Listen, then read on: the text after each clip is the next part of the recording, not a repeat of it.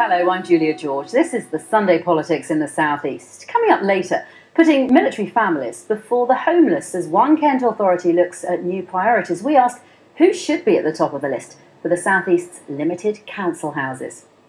Joining me in the studio this week are Conservative MP for Hove and Portslade, Mike Weatherly. Lovely to have you with us. Also with us in the studio is the prospective Labour parliamentary candidate for Chatham and Aylesford.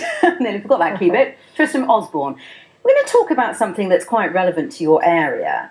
Boris Johnson has sent his aviation advisor, Daniel Moylan, back to Kent to try and persuade some of the local MPs, have another go at persuading them to come on board over the Thames Estuary Airport.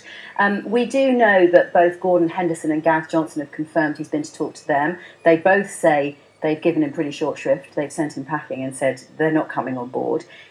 Could you be persuaded of the arguments for the Estuary Airport?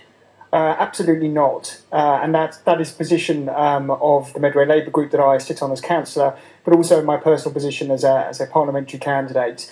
This is a debate which has gone on now for 30, 40 years. We had the Cliff Airport debate in 2001 too.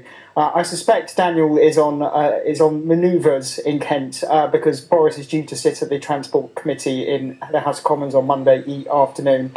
So, there's just no groundswell of support at all for this issue. Mike Weatherly, Boris is seen by many people as a possible future leader of your party. What does his Estuary Airport idea mean to you, and what does it do to his credibility? Well, I'm in favour of the airport idea. I think we need more capacity, and let's face it, Heathrow is a bit congested and a bit of a nightmare to get to.